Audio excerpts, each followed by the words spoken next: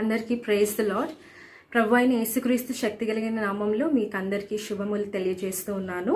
ఈరోజు మనము ధ్యానించుకునే అంశం వచ్చేసి ఫలభరితమైన జీవితం జీవించడం ఒక ఎంపిక. To lead a fruitful and blessed life is a choice. So మనం అందరం కూడా దేవుణ్ణి ఏ విధంగా స్తుతిస్తామో, ఏ విధంగా ఆరాధిస్తామో, పాటల ద్వారా మనము దేవుణ్ణి స్తుతిస్తాము, మనము దేవుణ్ణి ఆరాధిస్తాము. సో ఏ విధంగా అయితే మనకు డిఫరెంట్ సాంగ్స్ బుక్స్ ఉన్నాయో, అంటే మనకు ఆంధ్ర క్రైస్తవ కీర్తనలు ఉన్నాయి, అదేవిధంగా ఇంగ్లీష్లో అయితే గోల్డెన్ బెల్స్ ఉన్నాయి. సో ఏ విధంగా అయితే మనము దేవుణ్ణి స్తుతించడానికి మన కీర్తనలు ఉన్నాయో, అదే విధంగా ఇశ్రాయేలీలకు కూడా ఆ కాలంలో యెహోవా దేవుణ్ణి స్తుతించడానికి, ఆరాధించడానికి వారికి కూడా ఒక సెట్ ఆఫ్ సాంగ్స్ అనేవి ఉన్నాయన్నమాట. సో ఆ సాంగ్స్లో ఒక 150 సాంగ్స్ని సెలెక్ట్ చేసి వాటిని ఒక పుస్తకముగా మార్చి బైబిల్లో ఇంక్లూడ్ చేసినారు. దాన్ని కీర్తనల గ్రంథము అని పిలుస్తాము. ఇంగ్లీష్లో అయితే బుక్ ఆఫ్ సాంగ్స్గా మనము పిలుస్తాము. సో ఈరోజు మనము మొదటి కీర్తనను గూర్చి ధ్యానం చేసుకోబోతున్నాము. మనమందరము చిన్నగా ఉన్నప్పుడు మన గ్రాండ్ పేరెంట్స్ కానీ మన పేరెంట్స్ కానీ యూజువల్గా కొన్ని సెలెక్టెడ్ కీర్తనలను మనకు బై హార్ట్ చేపిస్తారు. సో చాలామందికి బై హార్టెడ్ అండ్ ఫేవరెట్ కీర్తన వచ్చేసి మొదటి కీర్తనగా ఉండిండొచ్చని నేను అనుకుంటున్నాను.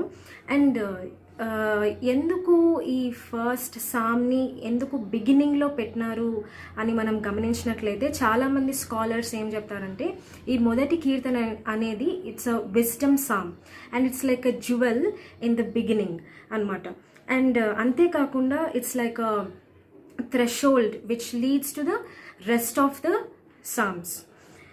సో ఇప్పుడు మనము ఒకసారి మన వాక్య భాగాన్ని క్లియర్గా చదువుకుందాము. అందరు నాతో పాటు మొదటి కీర్తనని ఓపెన్ చేసినట్లయితే మొదటి నుంచి చివరి దాకా చదువుకుందాము. దుష్టుల ఆలోచన చొప్పున నడవక, పాపుల మార్గమున నిలువక, అపహాసకులు కూర్చుండు చోటున కూర్చుండక, యెహోవా ధర్మశాస్త్రమందు ఆనందించుచు దివారాత్రము దానిని ధ్యానించువాడు ధన్యుడు.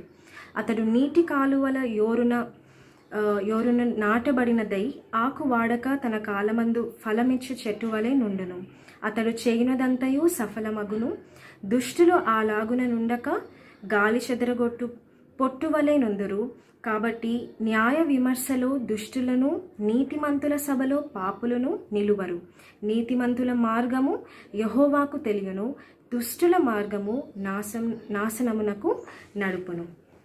సో ఇక్కడ మనకు చూసినట్లయితే, మనం గమనించినట్లయితే ఈ ఫస్ట్ సామ్ అనేది 2 సెక్షన్స్గా మనము సపరేట్ చేయొచ్చు. సో అండ్ ఈ 2 సెక్షన్స్ కూడా 2 వేస్ని మనకు సూచిస్తున్నాయి. సో ఆ 2 వేస్ ఏంటి అంటే, ఫస్ట్ వచ్చేసి ఫలభరితమైన, ధన్యకరమైన, సంతోషకరమైన మార్గము అనేది మనం గమనించవచ్చు. ఇంకొక మార్గం వచ్చేసి నాశనమునకు, తీర్పుకు దారి చూపే మార్గంగా మనం గమనించవచ్చు. ఫస్ట్ 3 వర్సెస్లో ఒక రైచస్ పాత్ని మనం చూస్తే, నెక్స్ట్ 4, 5, 6 వర్సెస్లో అన్రైచస్ పాత్ని మనం చూడొచ్చు. సో మన వరల్డ్లో కూడా we have only 2 ways, which is good and which is bad, and there is no such way which is in between these two, which is good and bad. అంటే ఒక neutral వే అనేది మనకు కనిపించట్లేదు. అండ్ దేవుడు కూడా ప్రతి మనిషికి, మానవాళికి ఫ్రీ విల్ అనేది ఇచ్చినాడు. అంటే we have every right to choose one of these 2 ways. ఒకటి వచ్చేసి మళ్ళీ రిపీట్ చేస్తున్నాను, it's a righteous and fruitful path. And ఇంకొకటి వచ్చేసి it's a wicked and unfruitful path. So first వర్స్ని ఒకసారి మనం గమనిస్తాము. దుష్టుల ఆలోచన చెప్పున నడవక, పాపుల మార్గమున నిలువక, అపహాసకులు కూర్చుండు చోటును కూర్చుండక. సో ఈ వర్స్ని మనం గమనించినట్లయితే దెర్ ఆర్ 3 యాక్షన్స్ హియర్. ఆ యాక్షన్స్ ఏంటి? నడవటం, నిలవటం, కూర్చోవటం. ఓకే. అండ్ ఈ 3 యాక్షన్స్ కూడా 3 లెవెల్స్ ఆఫ్ ప్రోగ్రెషన్గా ఉన్నట్లు మనము గమనించవచ్చు. అండ్ ఈ ఈ మూడింటిని కూడా చేయాలా చేయకూడదా, చేయకూడదు అని సూచిస్తూ ఉన్నారు ఇక్కడ. ఓకే, అండ్ ఇప్పుడు ఫర్ ఎగ్జాంపుల్ మనం ఏదైనా హ్యాబిట్ని, ఏదైనా whether it is a good habit or a bad habit, మనము దాన్ని ఈ 3 స్టేజెస్లోనే మనము అలవర్చుకుంటామంట. ఫస్ట్ మనము విల్ థింక్ అబౌట్ ఇట్. మనం దాన్ని ఇది చేయాలి, ఈ హ్యాబిట్ని నేను చేయాలి, ఈ హ్యాబిట్ని నేను అలవర్చుకోవాలి అనే ఒక థాట్ మనకు ఫస్ట్ ఎంటర్ అవుతుంది మైండ్లో. దెన్ ఆ తర్వాత will analyse that thought and will decide to do it. మనం చేయడానికి నిర్ణయించుకుంటాము. ఆ తర్వాత నెక్స్ట్ మనం ఆ హ్యాబిట్ని మనం రోజు చేస్తూ అండ్ ఆ హ్యాబిట్కి ఉన్న ఎన్వైర్న్మెంట్కి మనము కంఫర్టబుల్ అయిపోతాం అన్నమాట. సో అదేవిధంగా ఇక్కడ కీర్తనాకారుడు కూడా అదే రాస్తూ ఉన్నాడు. ఏమంటే walking, standing and sitting, and that is will first think about it and will stand firmly in that habit and then will settle ourselves in that habit. So ఆ విధంగా కీర్తనకారుడు కూడా ఒక సీక్వెన్షియల్ ఆర్డర్లో పాపం అనేది ఏ విధంగా మనకు ఎంటర్ అయ్యి మన జీవితాల్లో సెటిల్ అయిపోతుందో ఇక్కడ కీర్తనకారుడు రాస్తూ ఉన్నట్లు మనం చూస్తూ ఉన్నాము.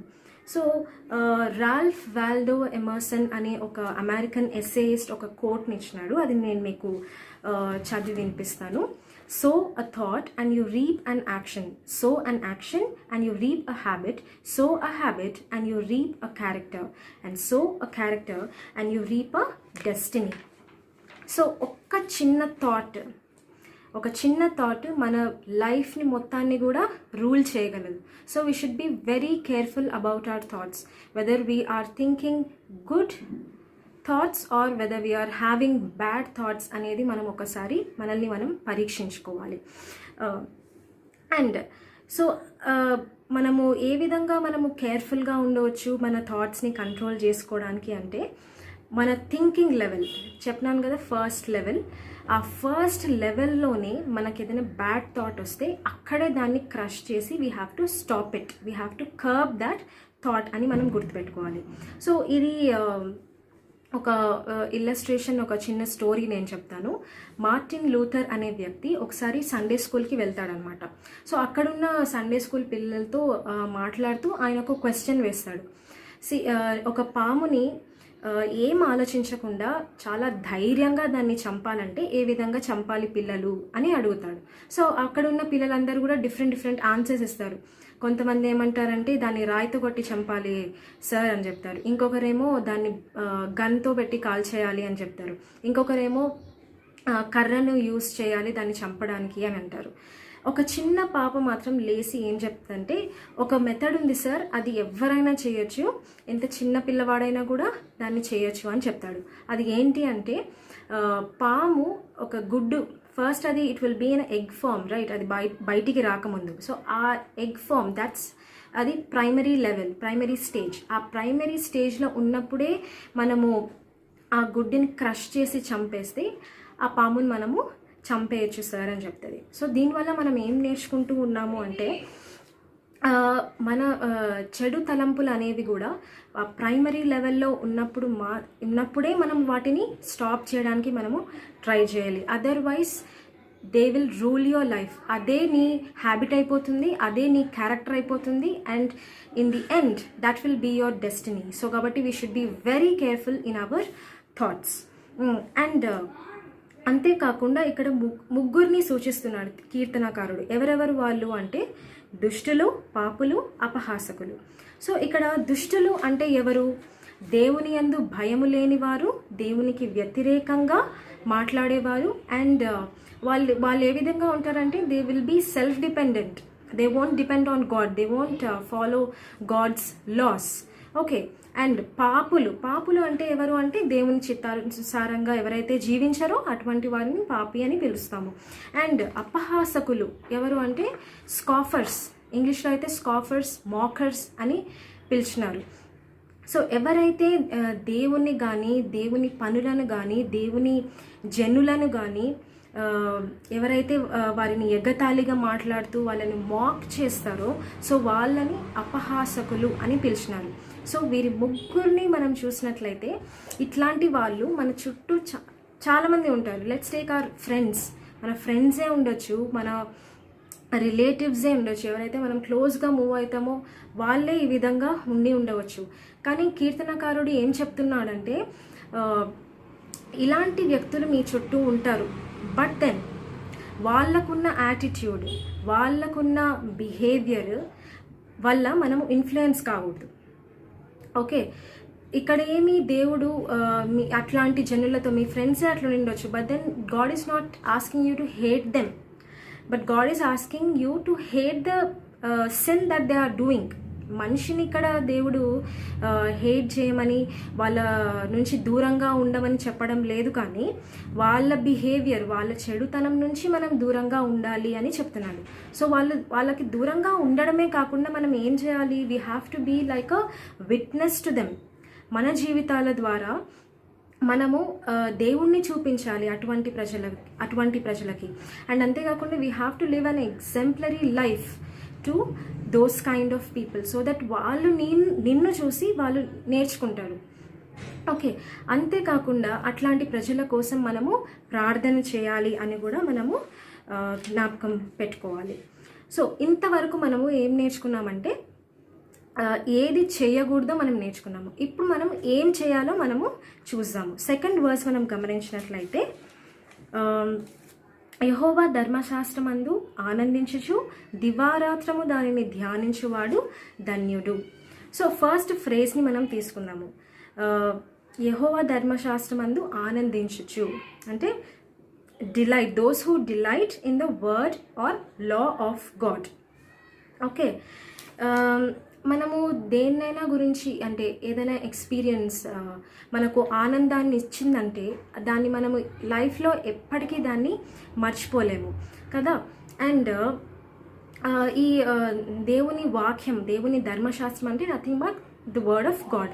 దేవుని వాక్యంని మనము how do we delight in the word of God అని మనం చూసినట్లయితే దేవుని వాక్యాన్ని ఆనందించడం అనేది it's not an easy task. దేవుని వాక్యం అర్థం చేసుకొని దాన్ని ఎంజాయ్ చేయాలంటే ఇట్స్ నాట్ ఈజీ. చాలామంది అందుకే మాకేం అర్థం కావడం లేదు బైబిల్ చదివితే అని చెప్పి they leave. But then when you start tasting the essence that's there in the word of God, you can never ever leave meditating on the word of God. Okay, so ఇప్పుడు for example maths సబ్జెక్ట్ని మనం తీసుకున్నట్లయితే maths చాలామందికి ఇష్టం ఉండదు, ఎందుకంటే అది కష్టం కాబట్టి. So maths in case if we get the hold on the formulae and the theorems that are there in mathematics, ఖచ్చితంగా మనము will enjoy that subject. So formula ఎప్పుడైతే తెలుస్తుందో ఈజీగా మనం ప్రాబ్లమ్ని సాల్వ్ చేయడానికి మనకు కుదురుతుంది. సో అదే విధంగా ఇన్ ద సేమ్ వే బైబిల్లో కూడా వాక్యం అనేది ఎప్పుడైతే మనం వాక్యంలో ఉన్న ఆ మర్మాలను మనం అర్థం చేసుకోవడానికి ట్రై చేస్తామో then only we can delight in the word of God and God will definitely make us understand the word of God అని మనము ఒకసారి మనము జ్ఞాపకం చేసుకోవాలి. అంతేకాకుండా ఒకసారి కీర్తనల గ్రంథము 19వ కీర్తన మనం ఒకసారి చూసినట్లయితే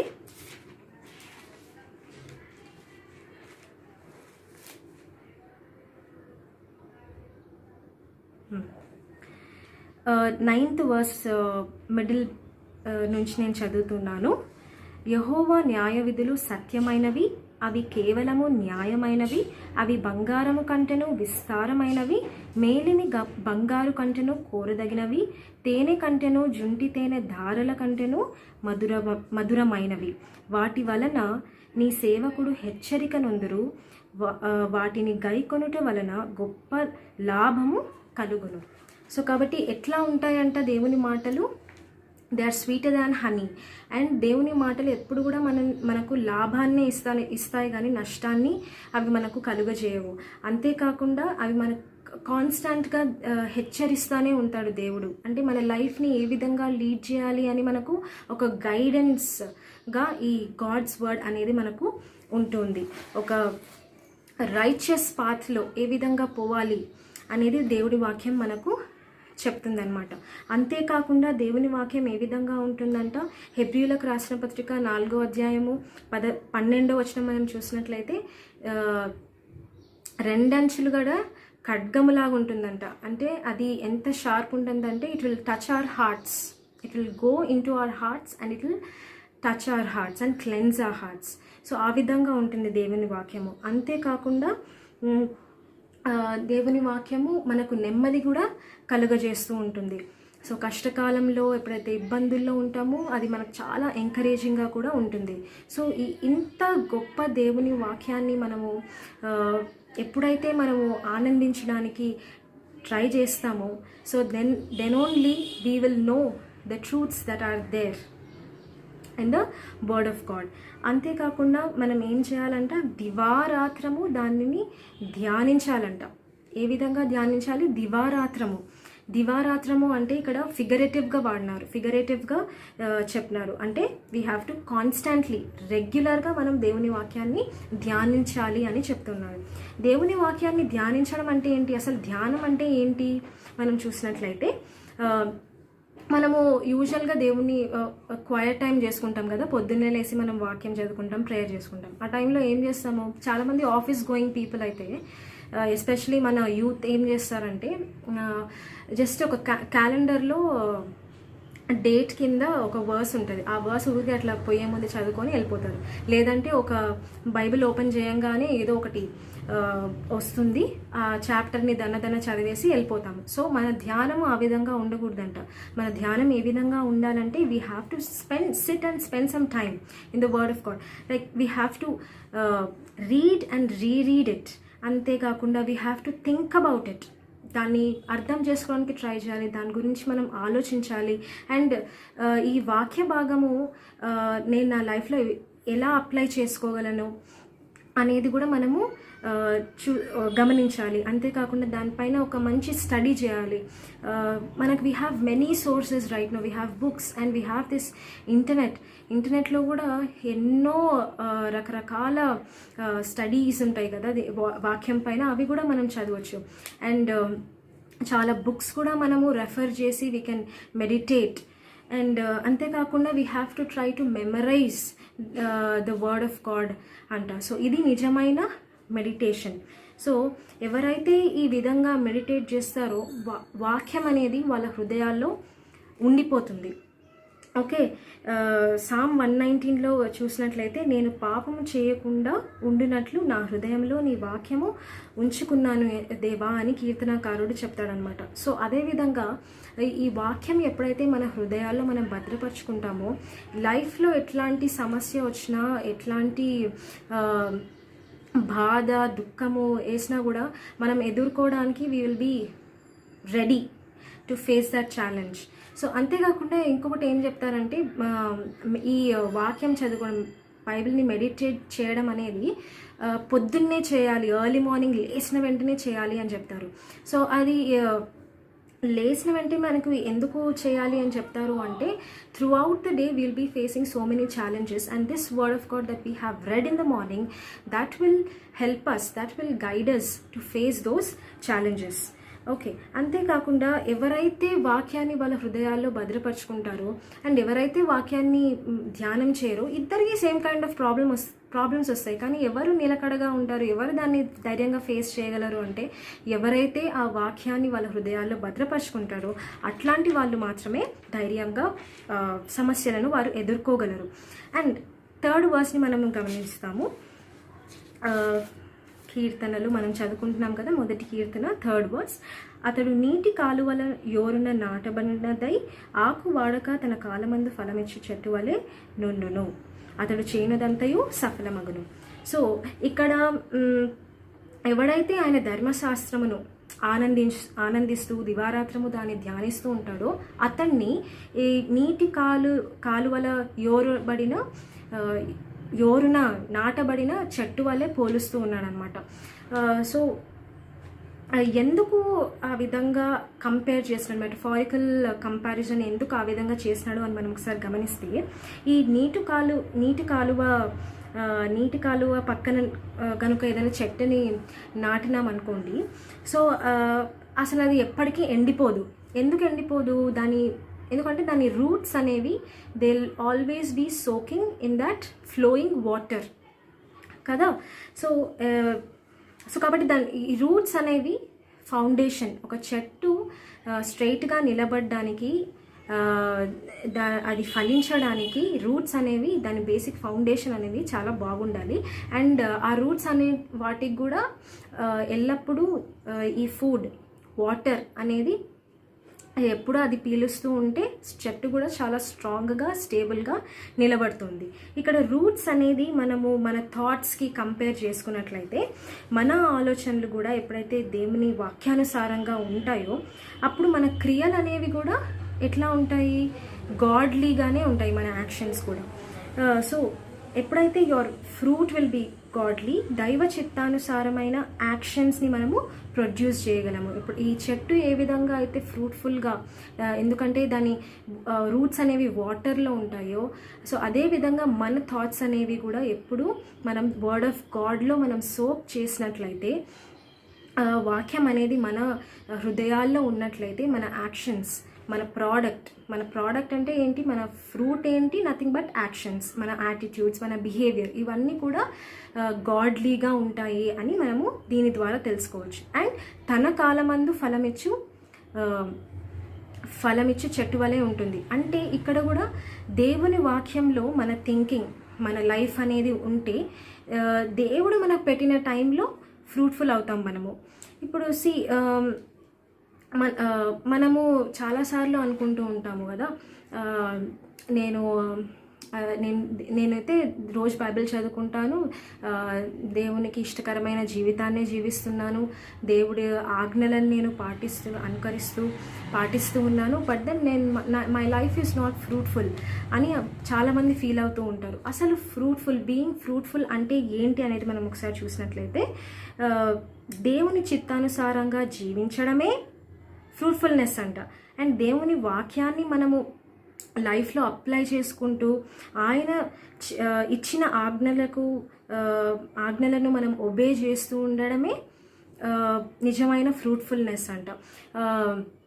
ఒక కార్ ఉండడమో, లేకపోతే ఒక సొంత ఇల్లు ఉండడమో, లేకపోతే నీ దగ్గర 1 kg బంగారం ఉండడమో, లేదా నీ బ్యాంక్ బ్యాలెన్స్ 1 కోటి రూపాయలు ఉండొచ్చేమో, but then that is all temporary, it's earthly కదా.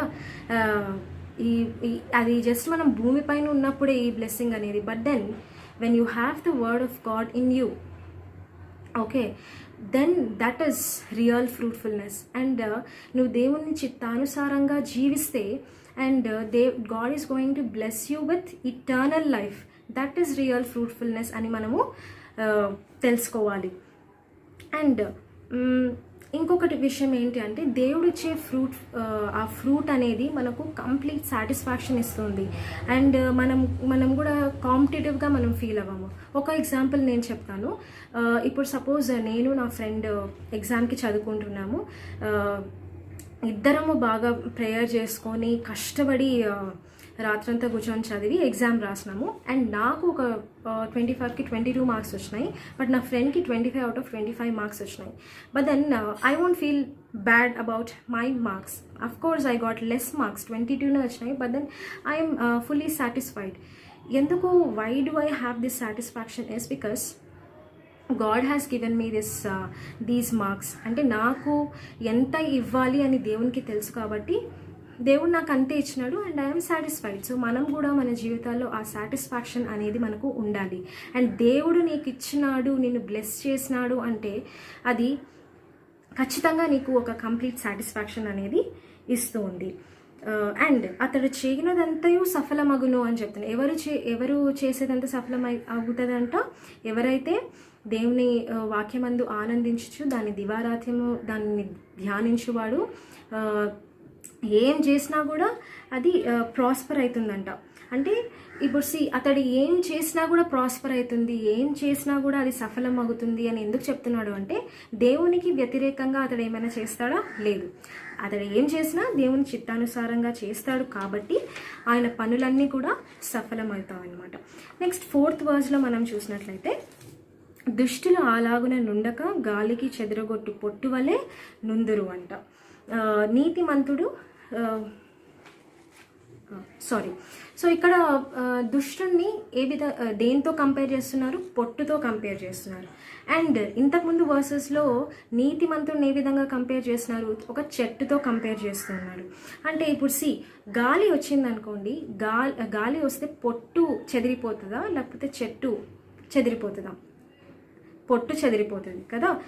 గాలి అనేది రెండిటికి వస్తుంది, అంటే దట్ మీన్స్ అటాక్ అనేది రెండిటికి వస్తుంది, కానీ చెట్టు మాత్రము స్టేబుల్గా ఉంటుంది. అంటే ఎవరైతే నీతిమంతులు చెట్టుతో కంపేర్ చేస్తారు కాబట్టి నీతిమంతులకి ఏదైనా శోధన వచ్చినప్పటికీ, ఏదైనా సమస్య వచ్చినప్పటికీ అతడు స్టేబుల్గా ఉంటాడు అని మనము దీని ద్వారా అర్థం చేసుకోవాలి.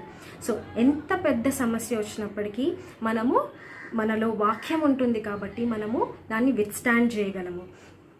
అండ్ ఈరోజు నువ్వు చెట్టులాగా ఉన్నావా లేకపోతే పొట్టులాగా ఉన్నావా అనేది ఒకసారి నువ్వు పరీక్షించుకోవాలి. 5th వర్స్ మనం చూస్తాం ఇప్పుడు. కాబట్టి న్యాయ విమర్శలో దుష్టులను, నీతిమంతుల సభలో పాపులను నిలువరు అని చూస్తున్నాము.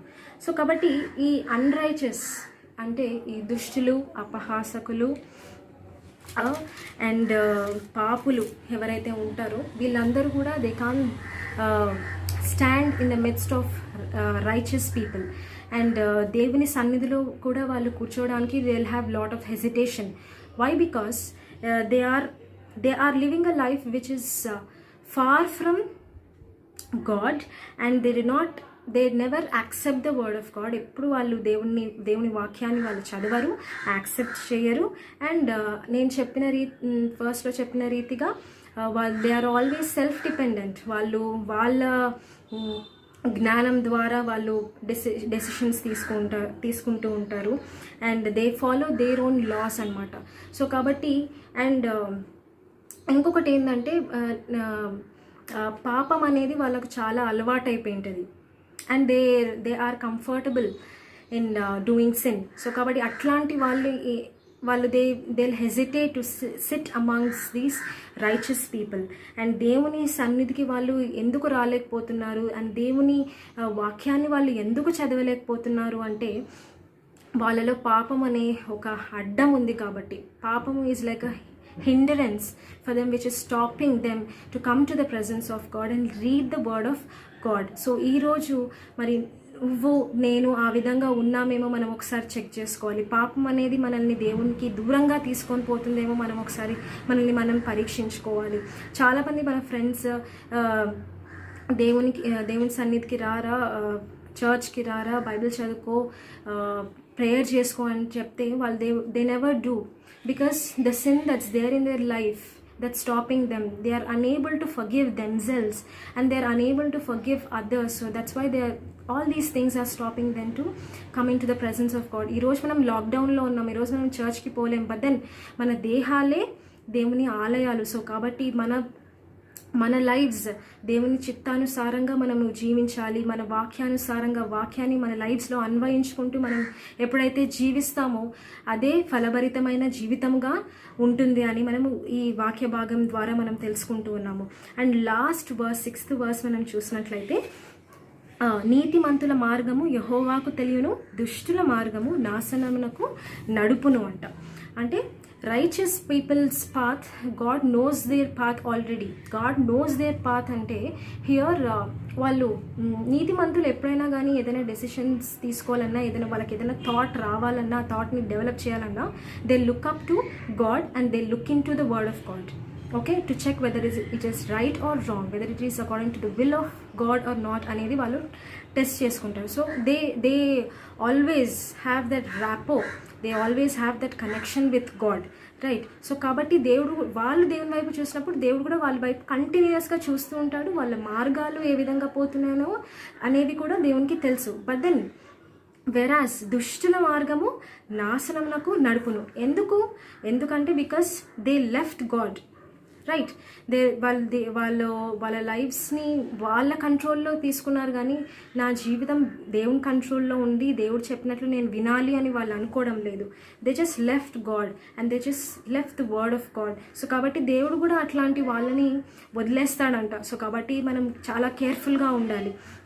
మన జీవితము ఒకవేళ రైచియస్గా ఉంది అంటే then will see God. If it is not righteous, when we are leading a path which is unrighteous, then definitely మన పాత్ అనేది, మన డెస్టినీ అనేది నాశనంకు దారి తీస్తుందని మనకు దేవుడు ఇక్కడ హెచ్చరిస్తూ ఉన్నాడు. అండ్ ఈ దుష్టులు కూడా, ఈ పాపం చేసే వాళ్ళంతా ఏ విధంగా ఉంటారంటే they will have only temporary satisfactions. వాళ్ళకు ఓన్లీ టెంపరరీ ప్రెషర్స్ పైన వాళ్ళు ఆధారపడుతూ ఉంటారు, కానీ ఒక ఇటర్నల్ బ్లెస్సింగ్ కోసం, ఒక ఇటర్నల్ సాటిస్ఫాక్షన్ కోసం వాళ్ళు ఎప్పుడూ తపన పడరు. కానీ we have to be people who are righteous, who see for eternal, who desire for eternal life అనేది మనం ఒకసారి గమనించుకోవాలి. అండ్ రైచియస్ పీపుల్కి అన్రైచియస్ పీపుల్ని మనము ఈ వరల్డ్లో చాలామంది గమనిస్తూ ఉంటాము. చాలామంది ప్రజలు ఎట్లుంటారంటే they will be very unrighteous people. వాళ్ళు పాపం చేస్తుంటారు, దే విల్ హేట్ గాడ్, వాళ్ళ ఇష్టానుసారంగా జీవిస్తుంటారు. But at the same time వాళ్ళకి దేవుడు మంచి తెలివి ఇచ్చింటాడు. అండ్ వాళ్ళకు ఎట్లా ఉంటాయంటే వాళ్ళ లైఫ్స్ అన్ని బ్లెస్సింగ్సే ఉంటాయి వాళ్ళ లైఫ్లో. వాళ్ళు చాలా రిచ్గా ఉండొచ్చు, అండ్ వాళ్ళు ఏది చేసినా వాళ్ళు అన్నీ సాధిస్తూ ఉంటారు. సో ఆ విధంగా ఉండొచ్చు. అండ్ ఒక అన్రైచియస్ పీపుల్ని ఒక రైచియస్ పీపుల్ని తీసుకున్నట్లయితే వాళ్ళకు లైఫ్లో బ్లెస్సింగ్స్ అనేవి అంత ఎక్కువ, అంటే I'm talking about earthly blessings అనేవి ఎక్కువ కనపడకపోవచ్చు. But then God has bless them with eternal life. అది నిజమైన ఫలభరితమైన జీవితం. సో అట్లాంటి జీవితంతో దేవుడు వాళ్ళని బ్లెస్ చేసినాడు. సో కాబట్టి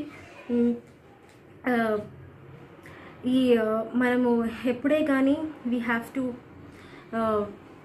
see whether God is blessing us eternally అనేది మనం ఒకసారి చూసుకోవాలి.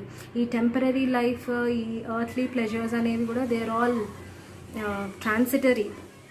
అవి దేల్ పెరిష్. మనం చనిపోతే మనతో పాటు అవి కూడా they'll be here only. But then మనం ఎప్పుడైతే దేవుని చిత్తానుసారంగా జీవిస్తామో అప్పుడు మాత్రమే మనకు ఆ ఫ్రూట్ఫుల్నెస్, నిజమైన ఫలభరితమైన జీవితం అనేది మనకు ఉంటుంది.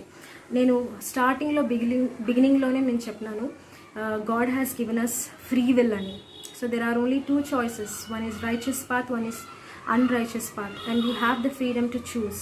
So ఈరోజు నువ్వు ఒక రైచియస్ లైఫ్ని చూస్ చేసుకుంటున్నావా, లేకపోతే ఒక అన్రైచియస్ లైఫ్ని చూస్ చేసుకొని ఆ దారిలోనే పోతూ ఉన్నావా? ఒకసారి మన లైఫ్ని మనము పరీక్షించుకుందాము. If you allow God to come and enter into your life, he will definitely come into your heart. So హృదయం అనే తలుపు ఆయన he's knocking and he's asking.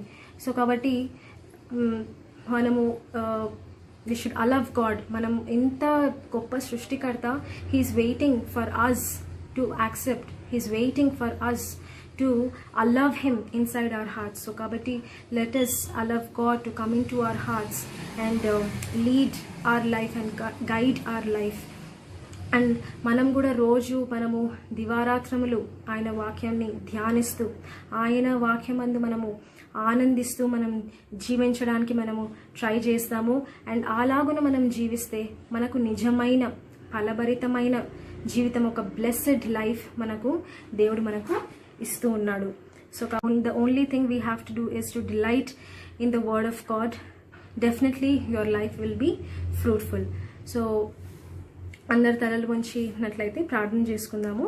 ప్రేమగల యేసయ్య, దయగల తండ్రి, మా హృదయంలో ఉన్న పాపము ఒక అడ్డంగా ఉండి మమ్మల్ని నీ సన్నిధిలోకి రాకుండా చేస్తుంది నాయన. నీ వాక్యాన్ని చదవకుండా చేస్తుంది నాయన.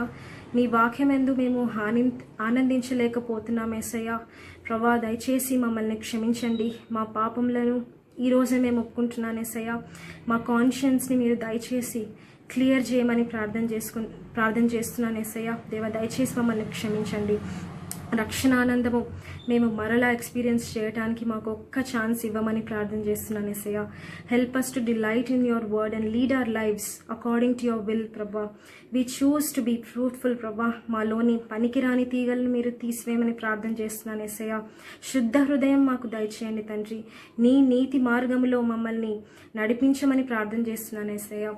యవనస్తులు దేని చేత తమ నడతను శుద్ధి చేసుకుందరు? వాక్యం చేతనే కదా ప్రవ్వా. నైనా యవనస్తులమైన మేము ప్రవ్వా ప్రతిరోజు నీ వాక్యాన్ని మేము ధ్యానం చేస్తూ ప్రవ్వా మా లైఫ్స్లో మేము అప్లై చేసుకుంటూ ప్రవ్వా నీకు ఇష్టకరమైన జీవితంలో మేము జీవించడానికి సహాయం చేయండి.